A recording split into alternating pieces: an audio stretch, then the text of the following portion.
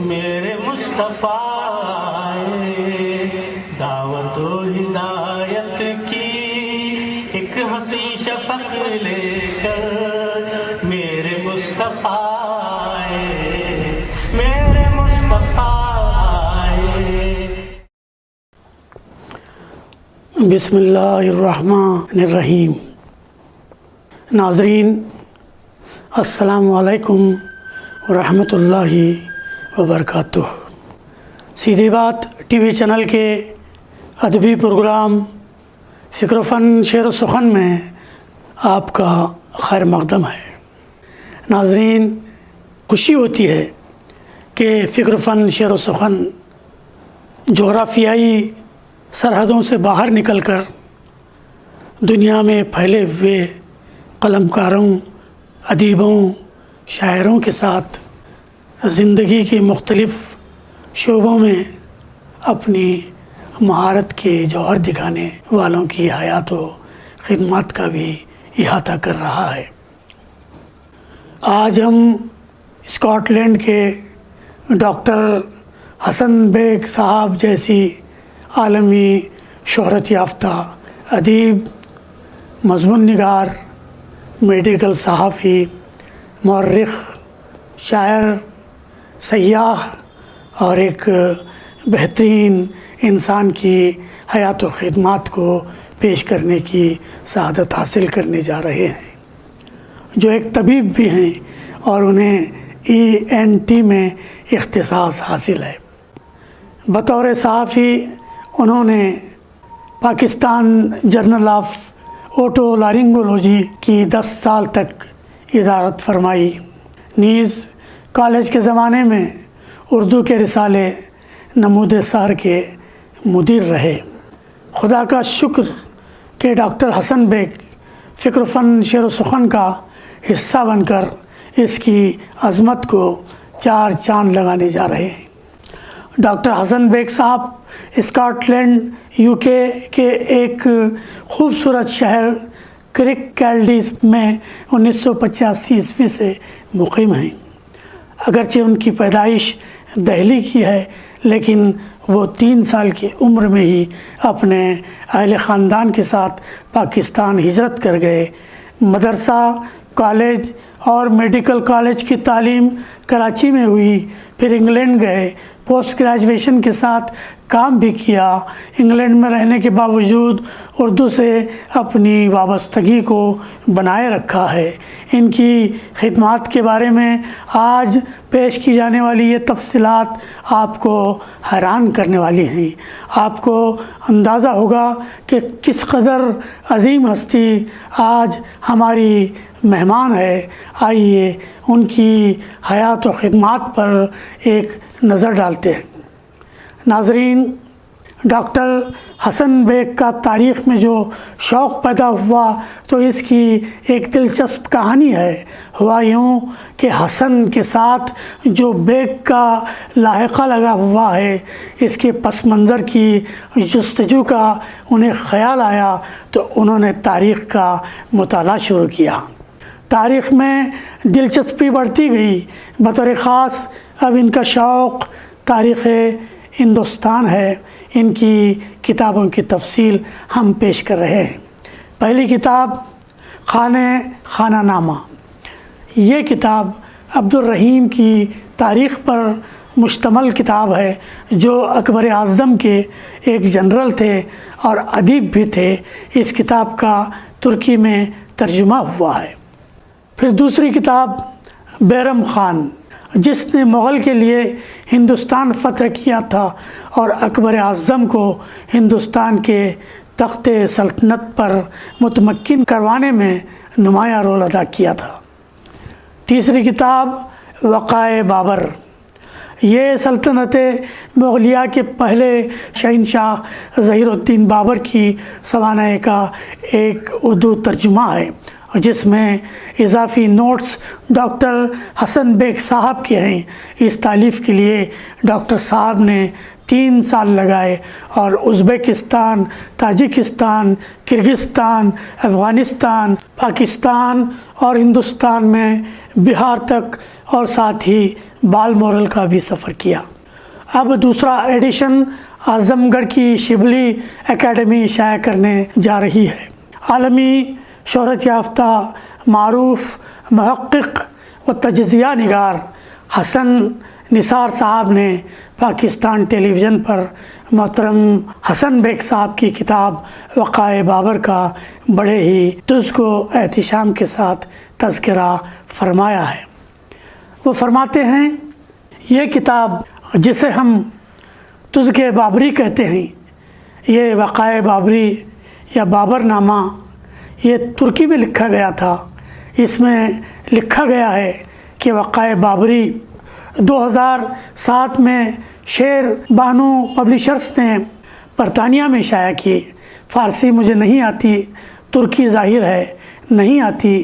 میں نے تذکرہ بابری کے اردو ترجمے اور انگریزی ترجمے پڑھے ہیں، لیکن اس سے بہتر کتاب میں نے آج تک نہیں دیکھی جو انگلینڈ میں چھپی ہے، ماشاءاللہ۔ پھر چوتھی کتاب ہے پردیس کی باتیں۔ یہ کتاب ڈاکٹر حسن بیگ صاحب کے سفر ناموں پر مشتمل کتاب، جس میں حیدرآباد، مشرق وسطیٰ اور یورپ کے سفر نامے شامل ہیں۔ پانچویں کتاب معاصر رحیمی، یہ بیرم اور عبد الرحیم کی سوانح ہے، جسے دارالمصنفین اعظم گڑھ نے اور الفیصل پبلیشرز لاہور نے شائع کیا ہے۔ اس کے لیے آپ نے ہندوستان کا سفر کیا۔ اگلا منصوبہ تقسیم ہند کا موضوع ہے، اس پر شاید ان کی کتاب آئے گی۔ ان کتب کی نمائش ایڈنبرا بک فیسٹیول میں ہوئی۔ ماہنامہ تریاق میں معاصر رحیمی پر تبصرہ چھپا ہے۔ نئی دہلی، ایڈنبرگ، لندن، کراچی، لاہور میں بھی معاصر رحیمی کا اجرا عمل میں آیا ہے۔ ناظرین، ڈاکٹر صاحب Royal Asiatic Society of Great Britain and Ireland کے رکن منتخب ہوئے، فیفا تنظیم کے ڈائریکٹر بنے، ایڈنبرگ کے معروف ہسپتالوں میں اوٹو لارنگولوجی کے شعبے میں کنسلٹنٹ کا فریضہ انجام دیا۔ آپ کو پاکستان کی اوٹو لارنگولوجی کی انجمن نے طلائی تمغہ عطا کیا ہے۔ اوٹو لارنگولوجی میں اختصاص کے بین الاقوامی جرنلز میں تقریباً 54 سائنٹیفک مضامین شائع کروائے۔ وہ پاکستان کی فیفا انجمن کے بھی چیئرپرسن رہے۔ ان کا ایک مضمون Zahir Uddin Muhammad Babur medical history journal of Pakistan medical association میں شائع ہوا۔ Passage of Alexander of Macedonia کے عنوان سے ایک مضمون شائع ہوا۔ ازبکستان کے اسلام سے قدیم رشتے روزنامہ پرواز میں شائع ہوا۔ مرزا غالب مسجد، مسلم گھرانہ اور بدلتی دنیا۔ کتاب چھوٹی، کہانی بڑی، ان عنوانات پر مضامین شائع ہوئے۔ انگریزی روزنامہ ڈان میں ان کے جو انگریزی آرٹیکل شائع ہوئے، ان کے کچھ عنوانات یہ ہیں: journey to Pakistan in footsteps of Babur, in search of Babur, in Babur's footsteps, Babur in Hindustan, Turkmenistan abounds in history. Urdu مضامین: انصار الدین میرا دوست، ذکر کچھ دلی کا ہو جائے، پرواز لندن میں، اور ڈوبتے سورج کے سائے ساحل لندن میں شائع ہوئے۔ Journal of Pakistan Historical Society میں بعنوان اکیڈمک بابر ایک مضمون شائع ہوا۔ ڈان میں ٹیپوز ٹریجرز کے عنوان سے مضمون شائع ہوا۔ سرجیکل پرنسپلز آف ابن سینا کے عنوان سے بنگلہ دیش جنرل آف میڈیکل سائنسز میں ایک مضمون شائع ہوا۔ معارف اعظم گڑھ یو پی انڈیا میں مسیح الملک حکیم اجمل خان کے عنوان سے ایک مضمون شائع ہوا۔ پھر ترکمانستان باؤنڈنگ ان ہسٹری کے عنوان سے ڈان کراچی میں مقالہ شائع ہوا۔ پنجاب یونیورسٹی میں معاصر رحیمی کی تدوین و ترتیب پر مقالہ پڑھا۔ المغرب ساحل لندن کی جانب سے منعقدہ تاریخ کی کانفرنس میں مقالہ پیش کیا۔ ترکی کی کوکیلی یونیورسٹی میں بھی اکیڈمک بابر کے عنوان سے ایک ورکشاپ میں اپنا مقالہ پیش کیا۔ عشق آباد ترکمانستان میں مخدوم قلی فراغی پر مقالہ پیش کیا۔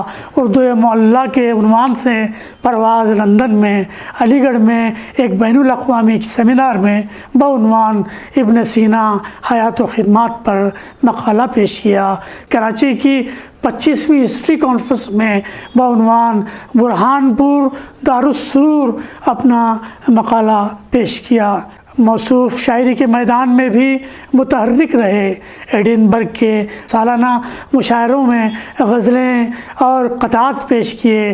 لندن کے school of oriental and African studies میں منعقدہ سالانہ اردو مجالس میں غزلیں پڑھی۔ ایڈنبرگ کے مشاعروں کی صدارت فرمائی۔ غالب اکیڈمی نظام الدین نئی دہلی میں کلام پیش کرنے کا انہیں شرف ملا۔ میک ڈونالڈ لائبریری میں منعقدہ محفل شعر و سخن کی صدارت فرمائی۔ راحت زیدی کی کتاب دل کی نگری میں کا اجرا آپ نے انجام دیا۔ ایڈنبرگ کے سالانہ مشاعرے پڑھے۔ گلاسگو یوکے کے مشاعرے میں اور ایڈنبرگ کی ایک ادبی نشست میں اپنا کلام سنایا اور مشاعرہ ادبی ڈیرا میں شرکت کی اور بزم اردو ایڈنبرگ کی جانب سے خدمات برائے ادب کا میڈل انہیں عطا کیا گیا۔ ماہنامہ پرواز نے اپنا خصوصی شمارہ بھی حسن بیگ کی نظر کیا اور ان کی عزت افزائی کی۔ موصوف کو ساہیوال میڈیکل کالج ایوارڈ سے بھی نوازا گیا۔ روزنامہ ڈان کراچی کے لیے کتابوں پر اپنے تبصرے شائع کر کے انہوں نے اپنا نام درج کیا۔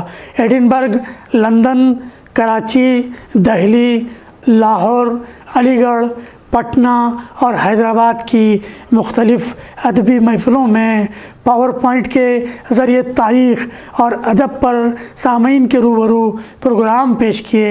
ایڈنبرگ میں پاور پوائنٹ کے ذریعے افغانستان ایک نہ ختم ہونے والی جنگ کے عنوان سے خطاب کیا۔ مسلم خواتین کی انجمن جو ایڈنبرگ میں قائم ہے کی جانب سے منعقدہ مجلس میں حیات بابر کے عنوان سے خطاب فرمایا۔ ترک میں تاریخ اور تہذیب کے موضوع پر ترکمانستان میں لیکچر دیا۔ کرک کالڈی میں اسلامی عقیدے کا فہم، تاریخ اور عطیات کے عنوان سے لیکچر دیا۔ Tibbia college Bangalore, Jamia Millia Islamia Delhi, department of history, university of Punjab Lahore میں لیکچر دیے۔ ہمیں خوشی ہے کہ موصوف بنگلور کا بھی سفر فرما چکے ہیں۔ کراچی یونیورسٹی کے ایکسٹرنل ممتحن رہے۔ Journal of Research Society of Pakistan میں مضامین کے ریویور کی حیثیت سے خدمات انجام دی۔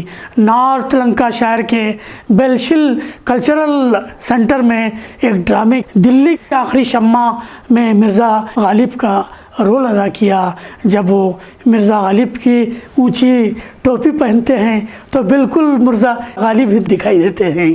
ڈاکٹر حسن بیگ صاحب یوٹیوب پر بھی اپنی خدمات انجام دے چکے ہیں اور اب بھی اس پر سرگرم عمل ہیں۔ ناظرین، ان کی خدمات کا سلسلہ تھمتا نظر نہیں آتا۔ یوں لگتا ہے جیسے دن کے 24 گھنٹے اور ہفتے کے 7 دن مصروف رہتے ہیں۔ اس عظیم شخصیت کی نظر ہمارے 4 مصرے شاید کسی قابل ہوں۔ عرض کرتا ہوں، ہمارے دور کا ایک بے مثال ادیب ہے تو، ہمارے دور کا ایک بے مثال ادیب ہے تو، ہے با کمال مورخ مگر طبیب ہے تو، تجھے ہے شعر و سخن فکر و فن میں دلچسپی، تجھے ہے شعر و سخن فکر و فن میں دلچسپی، یہی سبب ہے میرے قلب کے قریب ہے تو، یہی سبب ہے میرے قلب کے قریب ہے تو۔ آئیے ہم راست ڈاکٹر حسن بیگ صاحب سے ایک مختصر سی راست گفتگو بھی کر لیتے ہیں۔ محترم حسن بیگ صاحب، ہم حیران ہیں کہ آپ نے یہ سارا کام کیوں کر اور کیسے انجام دیا۔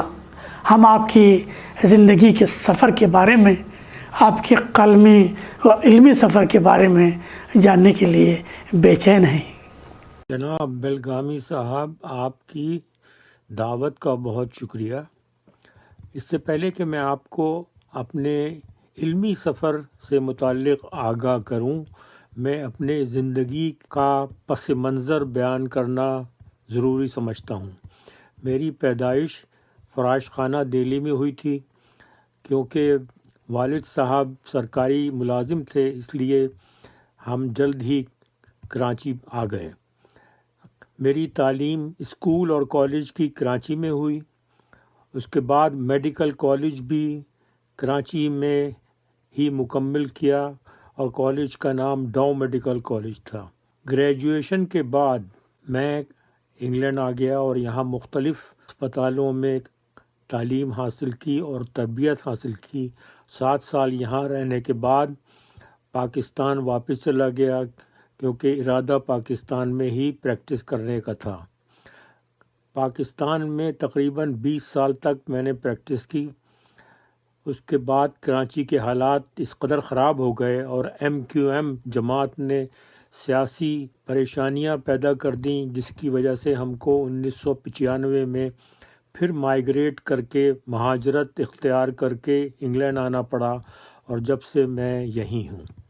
پاکستان میں جب میں کنسلٹنٹ ہو گیا تھا اپنی اسپیشلٹی ایئر نوز تھروٹ میں، تو اس وقت مجھے شوق ہوا تاریخ سے متعلق، لیکن اس شوق سے پہلے میں نے اپنے پروفیشنل ایریا میں بھی کافی کام کیا ہے۔ مثلاً میرے 52 میڈیکل آرٹیکلز ہیں جو کہ جرنلوں میں چھپ چکے ہیں۔ اس کے علاوہ میں نے 10 سال تک پاکستان جرنل آف آٹو لیرنگولوجی کو ایڈٹ کیا، اور اس کے بعد جب وہ شوق پورا ہوتا رہا تو اس کے ساتھ تاریخ کا ذوق ہوا، اور تاریخ کے ذوق کی وجہ سے میں نے کتابیں جمع کیں اور پڑھنا شروع کیا، اور اس طرح یہ شوق بڑھتا چلا گیا اور یہ ابھی تک قائم ہے۔ اس کے علاوہ جب ہم انگلینڈ آ گئے تھے تو یہاں آنے کے بعد کچھ شاعری کا بھی شوق ہوا، تو اس طرح شاعری کا شوق جو ہے میرا، وہ سب سے آخر کا شوق ہے، لیکن ساتھ ساتھ تاریخ اور اپنا میڈیکل بیک گراؤنڈ اور میڈیکل میں جستجو اور آرٹیکلز وغیرہ لکھنا وہ بھی جاری رہا ہے۔ جی محترم، ہم نے تمہید میں تفصیل سے جو باتیں بتائی ہیں آپ نے مختصر الفاظ میں تصدیق فرما دی ہے۔ شکریہ ڈاکٹر صاحب۔ ایک میڈیکل ڈاکٹر سے تاریخ کے بارے میں سوال پوچھنا مجھے کچھ عجیب سا لگ رہا ہے۔ ایک ENT ڈاکٹر کی تاریخ کے مضمون سے وابستگی کا پس منظر کیا ہے؟ نیز آپ اپنی کتابوں کے بارے میں کیا کچھ بتانا پسند فرمائیں گے؟ جناب بالگرامی صاحب، جس طرح کہ میں نے آپ سے ذکر کیا، مجھے تاریخ کا شوق رہا ہے۔ آپ پوچھیں گے کہ آپ تو سرجن ہیں، آپ ENT اسپیشلسٹ ہیں، آپ کو تاریخ کا شوق کس طرح ہوا ہے؟ یہ سوال مجھ سے عام طور پر کیا جاتا ہے۔ تو جناب اس کا جواب یہ ہے کہ یہ میرا نام ہے جس نے مجھے اس شوق کی ابتدا کی۔ بیگ نام جو ہے وہ ترک نام ہے، اور وسط ایشیا میں یہ شروع ہوا، اور اس کے ساتھ ہند و پاکستان، وسط ایشیا اور مڈل ایسٹ، اور اس کے ساتھ مغربی ایشیا، یعنی یہ مصر تک یہ نام چلا ہے۔ وسط ایشیا وغیرہ میں اس کو بیگ یا بیگ کہا جاتا ہے، اور مشرق وسطیٰ میں اور ترکی میں یہ بے ہو جاتا ہے، اور اسی طرح مصر میں بھی یہ نام بے مشہور ہے۔ تو جب میں نے اس میں جستجو کی تو اس طرح تاریخ کا شوق بڑھا، اور اس کتابیں جمع کرنے کے بعد اور پڑھنے کے بعد یہ شوق بڑھتا چلا گیا۔ تو تاریخ پر میں نے زیادہ تر جو کتابیں شائع کی ہیں اور یا شائع کروائی ہیں وہ بطور مؤلف کے ہیں، اور میری سب سے پہلی کتاب جو ہے وہ خانہ خانہ نامہ تھی، جو کہ عبد الرحیم خانہ خانہ کی تاریخ ہے۔ یہ کتاب حکیم اجمل خان مرحوم کے لائبریری میں تھی، اور وہاں سے ان کے پوتے حکیم محمد نبی خان صاحب کو پہنچی۔ حکیم محمد نبی خان میرے سسر تھے، انہوں نے مجھے یہ کتاب دی اور اس کی دوبارہ اشاعت کی اجازت دی، اسی لیے یہ میں نے 1991 میں کراچی سے شائع کی۔ اس کے بعد اس دوران میری ملاقات ڈاکٹر ریاض الاسلام سے ہوئی، جنہوں نے میری تاریخ کا شوق دیکھتے ہوئے مجھے کافی اس طرف توجہ دلائی اور شوق دلایا، اور اس کے ساتھ ذکر کیا کہ عبد الرحیم خانہ خانہ کے جو والد بیرم خان ہیں ان پر ایک کتاب آدھی ہے، اور وہ انہوں نے مجھے آدھی کتاب دکھائی۔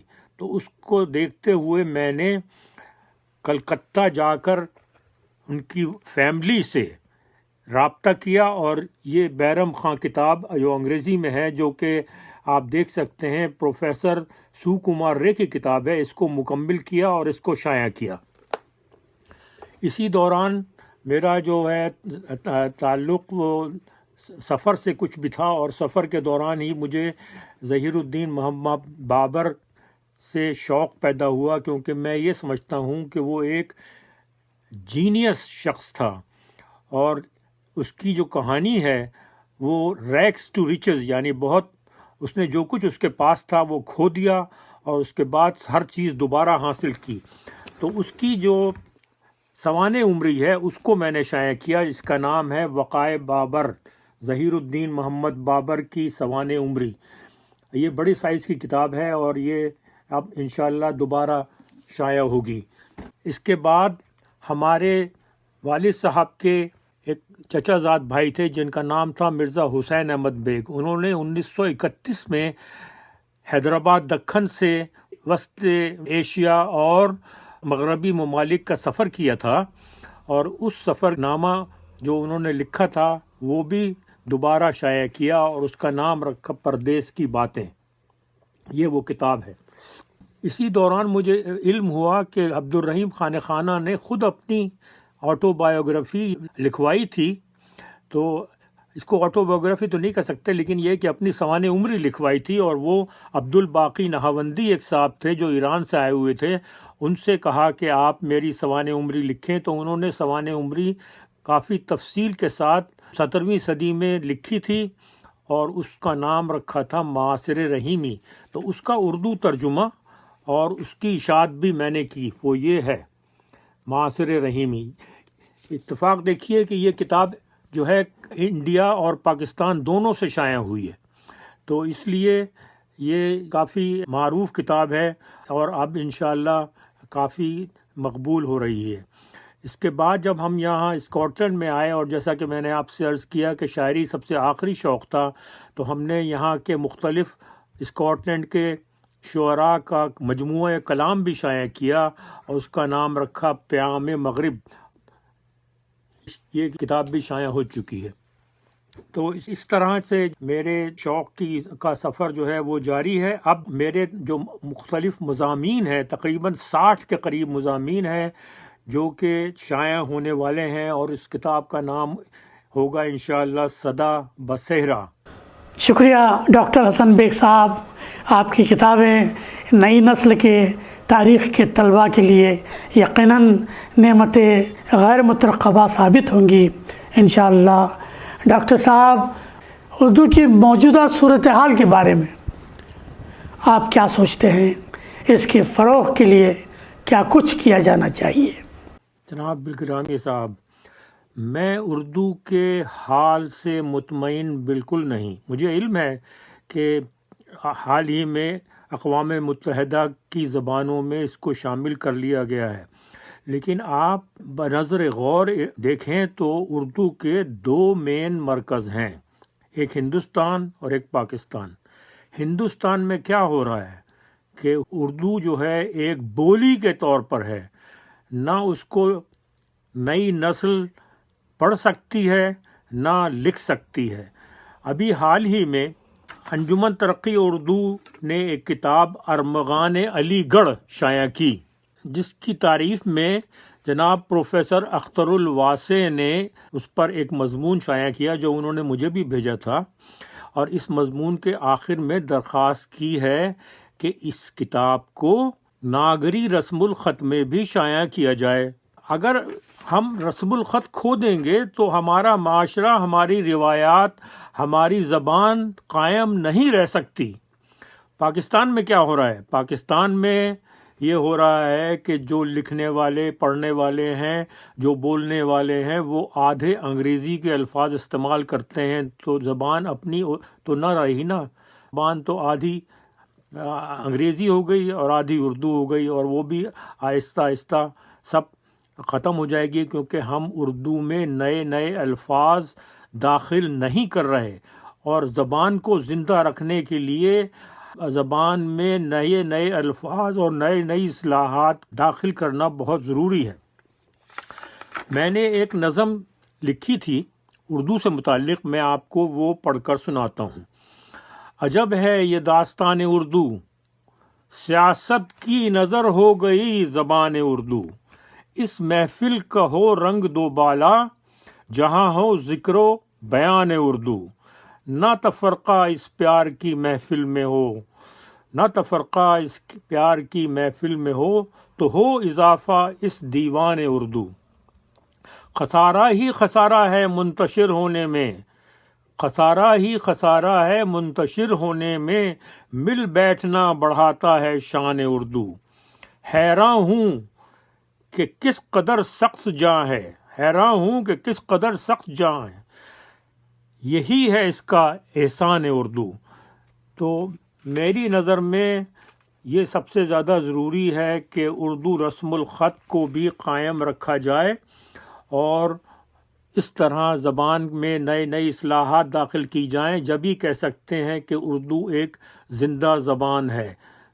ماشاء اللہ، بہت خوب ڈاکٹر صاحب، آپ نے رسم الخط کے حوالے سے بہت ہی کارآمد باتیں ارشاد فرمائی ہیں. آپ کی نظم میں بھی آپ کا کرب خوب نمایاں ہے.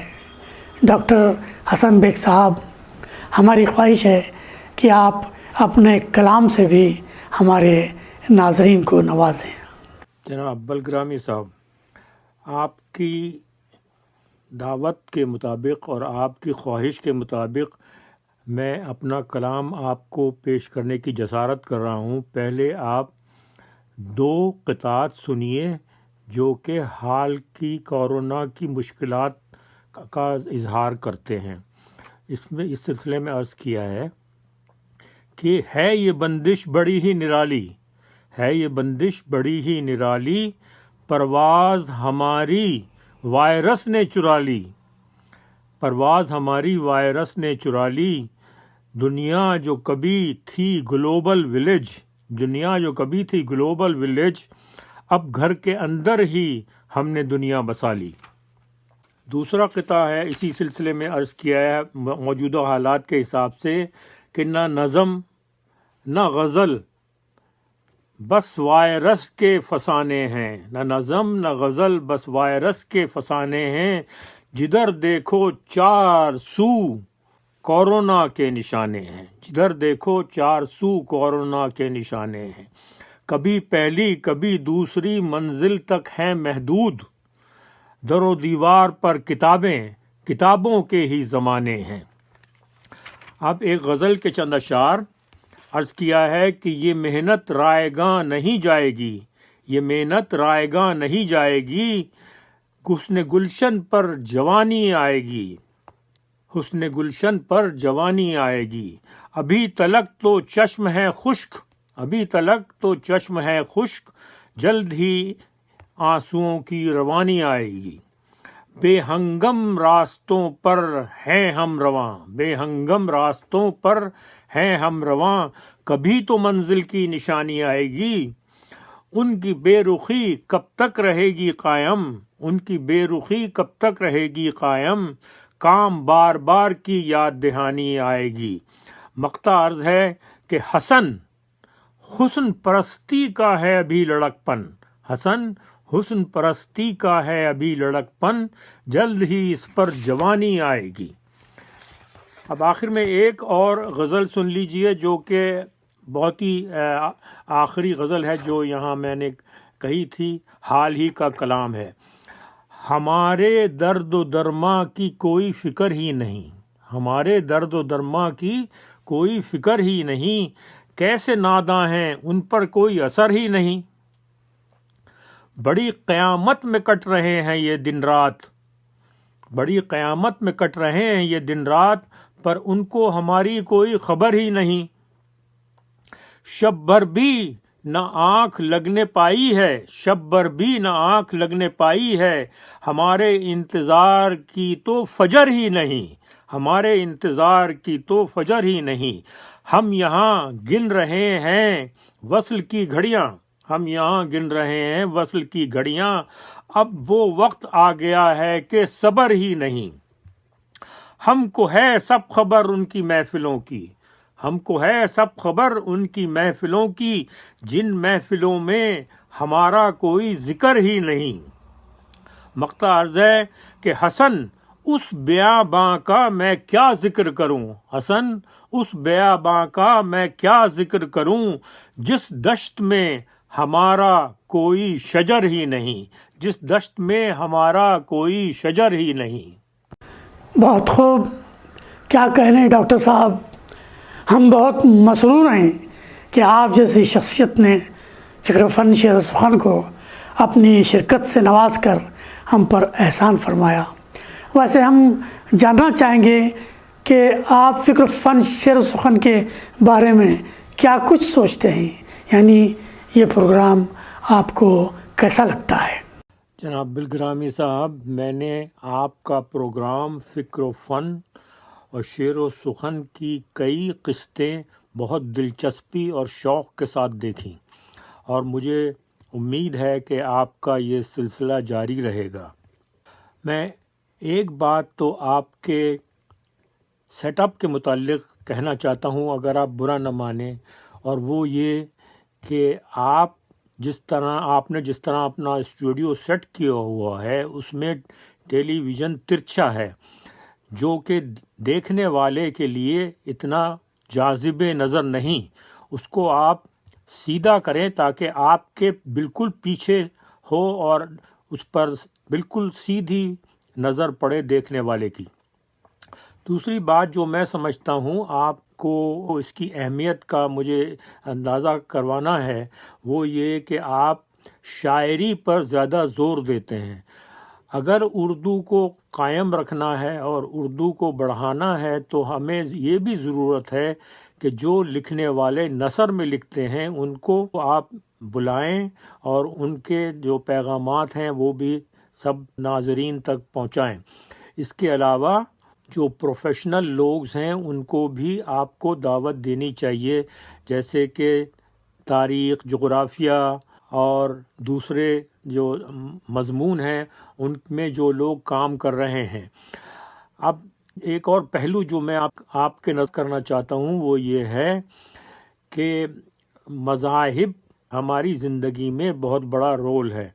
میں یہ نہیں کہتا کہ آپ فرقہ وارانہ علماء کو بلائیں، میں یہ سمجھتا ہوں کہ جن لوگوں نے محنت کی ہے، عقل سے کام لیا ہے اور مذاہب میں کوئی ترقیاں پیدا کرنے کی کوشش کی ہے، ان کو بھی آپ انوائٹ کر کے ان کی سوچ، ان کی فکر کو عوام تک پہنچانا چاہیے. یہ بہت ضروری ہے، اور اس طرح سے کم یہ ہوگا کہ عوام کو سمجھنے اور سوچنے کی قوت فراہم ہوگی۔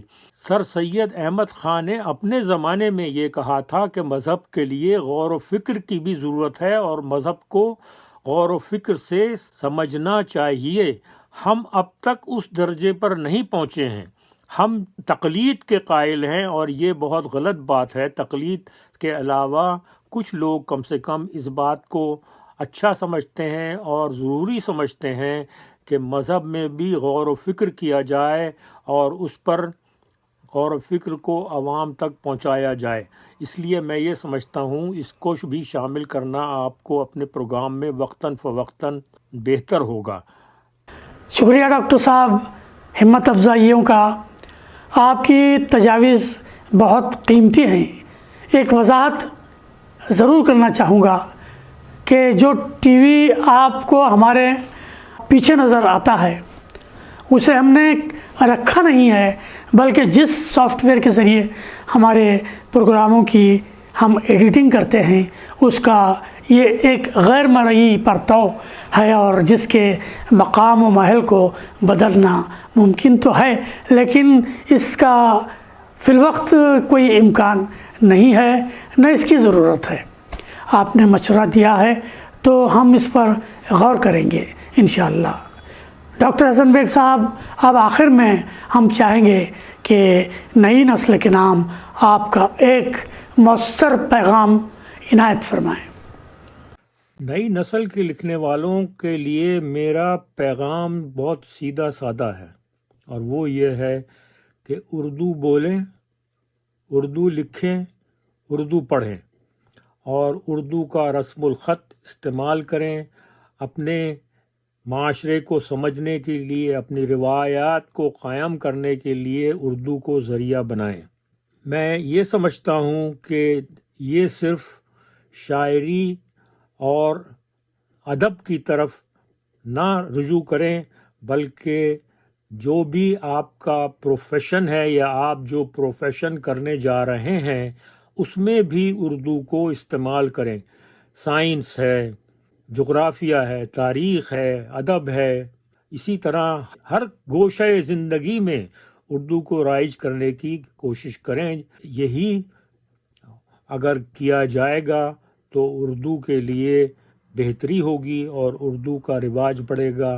خاص طور پر جو مغربی ممالک میں لوگ ہیں، یہاں پر جو کتابیں شائع ہوتی ہیں، نئی نسل کے لوگ جو کتابیں شائع کرتے ہیں وہ 90% شاعری پر منحصر ہیں۔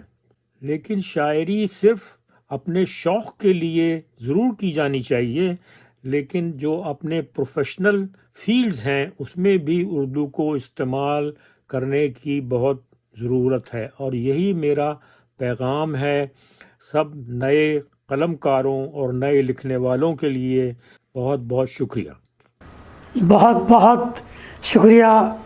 ہمیں یقین ہے ڈاکٹر صاحب کہ آپ کے اس قیمتی پیغام پر ہماری نوجوان نسل ضرور توجہ دے گی۔ البتہ ایک الجھن ضرور باقی رہ گئی ہے جس کا اظہار ضروری معلوم ہوتا ہے۔ اکثر لوگ ہمیں عزیز بلگامی کے بجائے عزیز بلگرامی کہے جاتے ہیں۔ آج آپ نے بھی مجھے عزیز بلگرامی سے ہی مخاطب فرمایا، جبکہ بلگرام اور بیلگام دو الگ الگ بستیوں کے نام ہیں۔ میں بیلگام سے ہوں۔ ان دو شہروں کے درمیان کا فاصلہ 1700 کلومیٹر ہے۔ یہ وضاحت آپ سے شکایت کے طور پر نہیں، بس عزیز بیلگامی کی یہی خواہش ہوتی ہے کہ اسے عزیز بیلگامی ہی کہا جائے، نہ کہ عزیز بلگرامی۔ امید کہ ہماری یہ وضاحت آپ کی معلومات میں خوشگوار اضافے کا باعث بنے گی۔ بہرکیف ڈاکٹر صاحب، ان جملہ ہے مترضہ کے بعد سیدھی بات اور فکر و فن کا پورا عملہ آپ کا شکر گزار ہے کہ آپ نے ہمیں اپنا قیمتی وقت دیا اور ہمارے پروگرام کو 4 چاند لگا دیے۔ ناظرین، یہ تھی عصر حاضر کی ایک عبقری شخصیت جس نے اپنی شرکت سے فکر و فن، شعر و سخن کے قد کو بڑھا دیا ہے۔ اب ہمارا وقت ختم ہو چلا ہے۔ انشاءاللہ کسی اور ادبی شخصیت کے ساتھ ہم جلد آپ کی خدمت میں حاضر ہوتے ہیں۔ تب تک کے لیے عزیز بلگامی اور ڈاکٹر حسن بیگ صاحب کو اجازت دیں۔ والسلام علیکم ورحمۃ اللہ وبرکاتہ۔